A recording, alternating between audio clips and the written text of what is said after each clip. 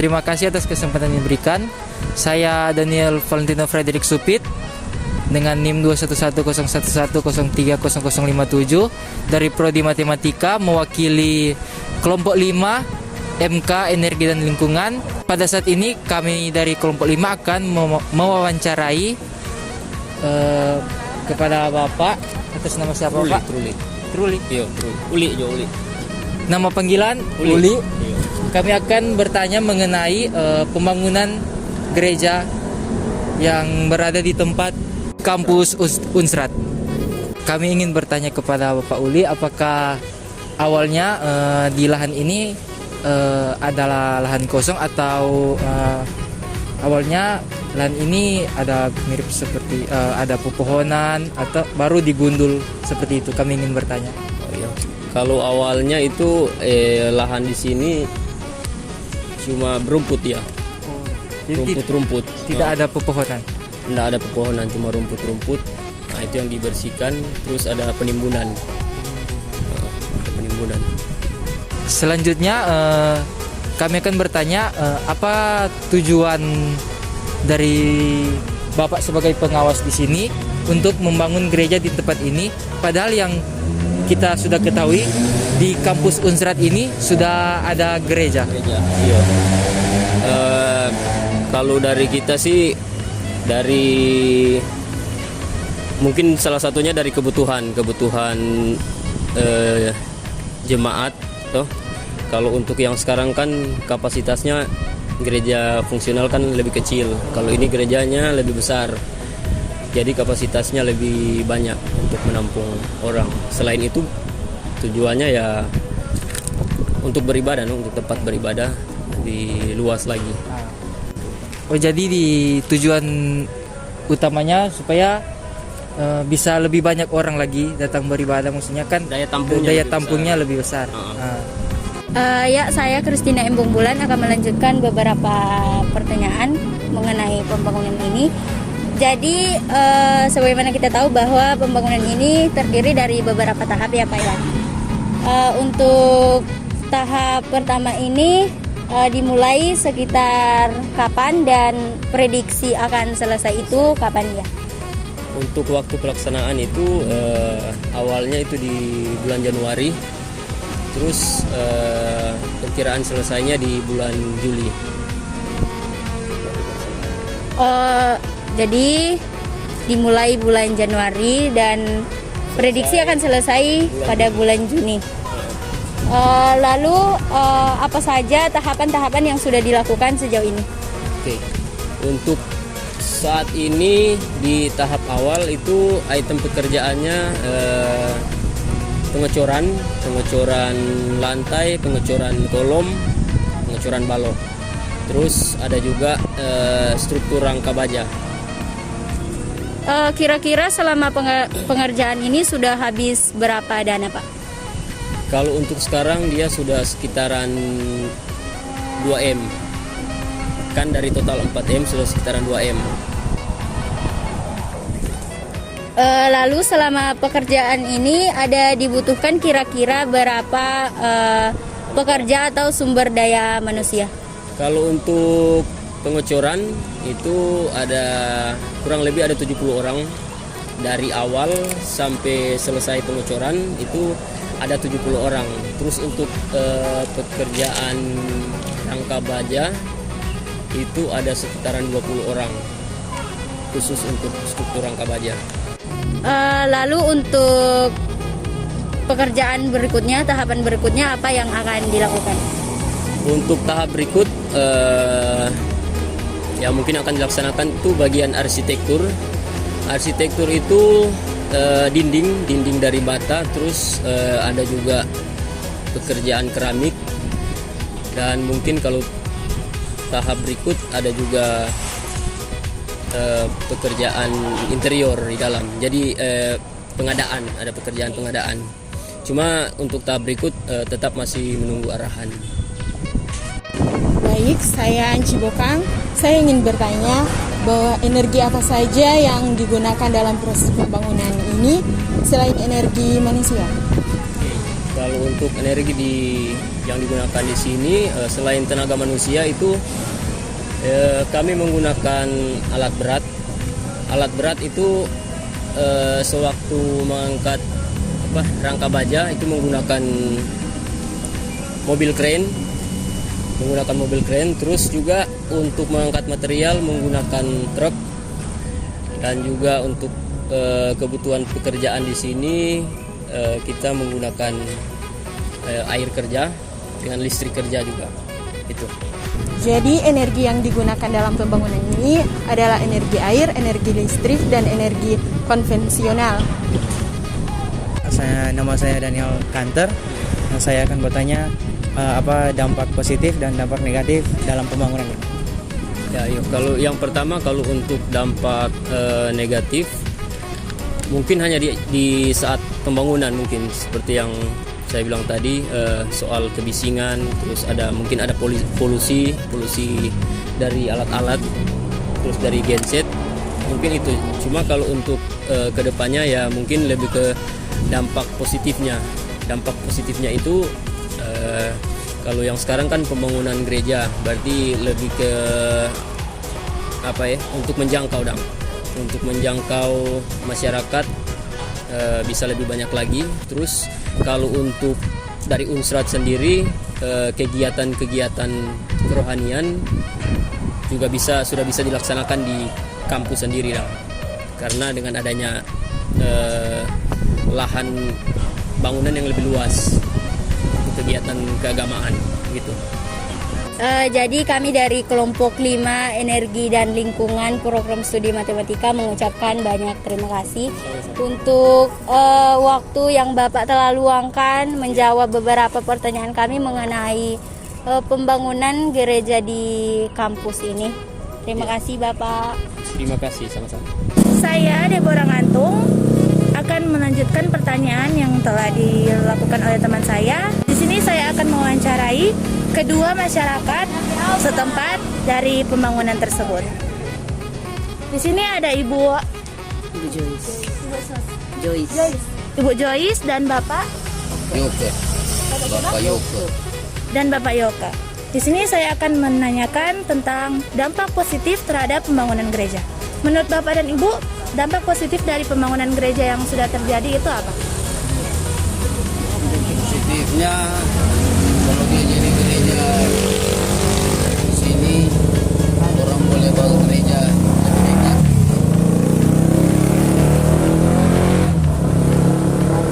Gereja lebih dekat. Pembangunan gereja lebih bagus.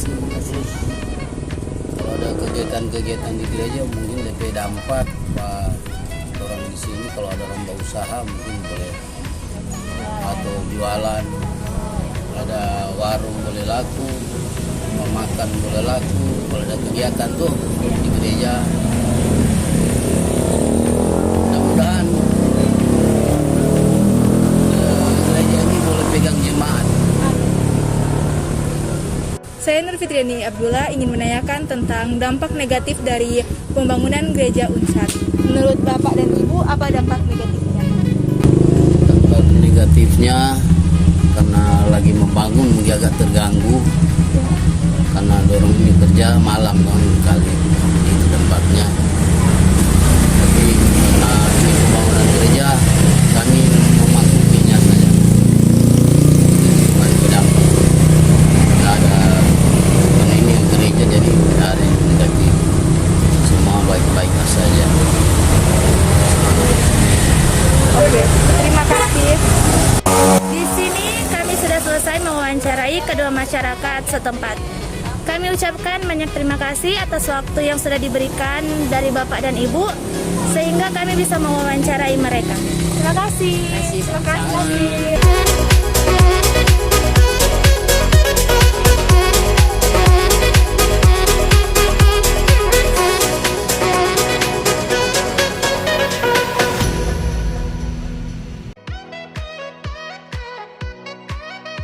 Selamat siang Pak.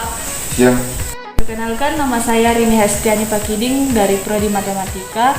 Ingin mengajukan pertanyaan ke Bapak sekaitan dengan pembangunan gereja ini. Saya akan mewawancarai Bapak mengenai studi kasus dari mata kuliah energi dan lingkungan. Kapan pembangunan gereja ini mulai dilakukan? Pembangunan gereja ini dimulai pada pertengahan 2021. Untuk pembangunan gereja ini, perkiraannya kapan akan selesai? Perkiraan untuk selesai pekerjaan gereja ini diperkirakan pada akhir tahun 2022. Dalam pembangunan gereja ini, energi apa saja yang digunakan? Untuk energi air dan listrik. Sumber energi air yang digunakan dalam pembangunan gereja ini berasal dari mana? Untuk sumber air berasal dari pegunungan Sinaji yang ada di atas sana. Dalam pembangunan gereja ini, sumber dana yang digunakan berasal dari mana? Untuk sumber dana ada dari bantuan dari pemerintah, masyarakat menjalankan proposal, dan transmigrasi. Selamat siang, Bu. Oh iya, selamat siang. Perkenalkan, nama saya Rini Hestiani Pakiding. Di sini saya akan bertanya kepada Ibu sebagai warga yang berada di sekitaran pembangunan gereja. Di sini saya akan bertanya apa dampak positif dan dampak negatif yang Ibu rasakan setelah adanya pembangunan gereja ini. Oke, jadi dampak positif yang saya rasakan beserta warga-warga Nasrani yang ada di sekitar sini, kami merasa bersyukur karena selama ini kami pergi beribadah ke gereja-gereja yang lebih jauh, dan sekarang kami bisa pergi ke gereja beribadah di tempat yang lebih dekat. Kalau dampak negatifnya, kami merasa selama pembangunan gereja ini kami merasa air yang selama ini kami gunakan lebih banyak digunakan di gereja ini mungkin karena pembangunannya. Jadi kami kesusahan dalam air. Oh, jadi setelah dimulainya pembangunan gereja ini, Ibu serta warga yang berada di sini kesusahan air karena lebih kebanyakan digunakan untuk pembangunan gereja ya? Iya, betul. Oh iya. Terima kasih, Bu. Iya, sama-sama. Atas kesempatan yang diberikan, saya Roeli Wilwawo dengan NIM 211011030020. Saat ini saya sedang berbicara dengan Bapak Sunardi. Saya ingin bertanya, Pak, untuk pembangunan ruko ini sudah dimulai dari kapan dan perkiraan kapan selesai? Dimulai tanggal 5 Februari, perkiraan selesai tanggal awal Juni. Selesai awal Juni. Untuk dana yang sudah digunakan, kira-kira totalnya berapa, Pak?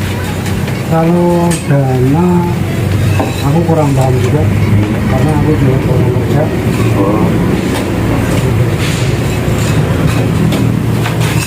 Untuk selanjutnya, jumlah pekerja yang digunakan berapa, Pak? Pekerja 5 orang. 5 orang. Untuk selanjutnya, energi apa saja yang digunakan dalam pembangunan objek ini?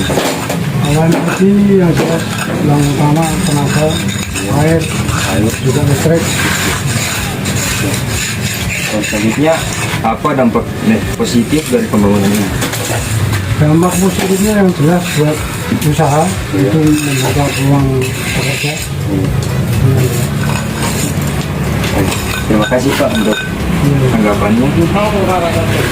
Baik, saat ini saya sedang bersama dengan seorang kakak. Kakak nama siapa? Kakak John Calvin Pandawe. Oke, Kakak John. Kakak John, di sini saya ingin bertanya, apa pendapat kakak tentang pembangunan yang sedang terjadi saat ini, yaitu sebuah ruko? Menurut kakak itu ada dampak positif atau dan juga dampak negatif gitu untuk masyarakat sekitar atau bagaimana? Baik, untuk dampak positif bagi masyarakat sekitar, mungkin pembangunan ruko ini dapat meningkatkan, dapat membantu warga sekitar untuk bisa berbelanja, karena daerah ini sangat sulit sekali untuk dijangkau ke daerah-daerah perkotaan. Jadi dengan pembangunan ruko ini dapat menetralkan situasi di seputaran sini, dan juga warga-warga dapat terbantu sekali dengan adanya pembangunan ruko ini. agar bisa meningkatkan ekonomi yang ada di daerah sini. Dan juga dampak negatifnya, kalau untuk dampak negatifnya sendiri itu mungkin pembangunan ruko ini berada di dekat area jalan yang mungkin seringkali kendaraan yang keluar masuk dapat mengganggu aktivitas lalu lintas yang ada di sekitaran sini, dan juga warga-warga yang dapat terganggu yang di seputaran sini yang dengan pembangunan ini warga-warga sekitar dapat terganggu dengan pembangunan ruko dan juga rumah-rumah yang ada di sini terganggu. Oke, baik. Terima kasih kakak untuk tanggapan yang sudah diberikan.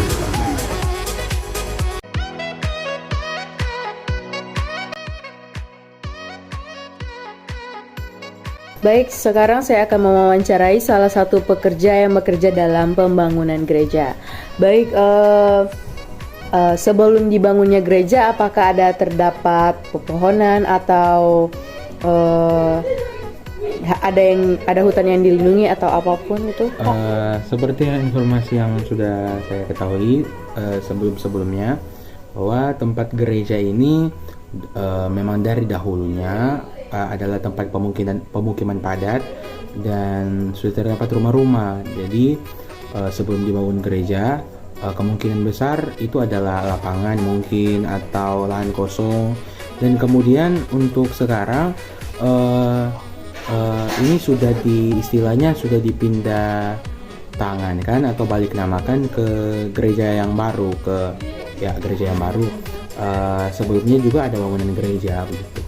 Ya, jadi apa dampak negatif dan dampak positif yang telah dibangun gereja? Untuk pembangunan gereja, dampak positifnya yaitu mungkin bagi masyarakat sekitar ataupun mungkin jemaat yang dekat dengan lokasi gereja, mungkin memperdekat jarak rumah untuk datang ke gereja melaksanakan kegiatan ibadah. Untuk dampak negatifnya, mungkin ada beberapa hal yang mempengaruhi struktur bangunan sebelumnya. Mungkin ada beberapa bagian bangunan yang digantikan dan ada efek-efek tertentu yang dirasakan atau terlihat untuk bangunan gereja yang baru begitu. Ya, baik, demikian wawancara saya pada hari ini. Terima kasih, Pak. Oke, terima kasih. Oke. Baik, sekarang saya akan mewawancarai salah satu warga di sini tentang bagaimana pembangunan gereja. Sebelum dibangunnya gereja, apakah terdapat hutan atau lain-lain? Memang sekitar gereja situ tempat pemukiman warga yang memang sudah dihuni warga. Jadi memang tempat yang sisa dibangun gereja, jadi tidak perlu ada perataan tanah lagi, tidak perlu ada penebangan pohon lagi. Baik. Apa dampak positif dan dampak negatif dari pembangunan gereja tersebut? Dampak positifnya banyak.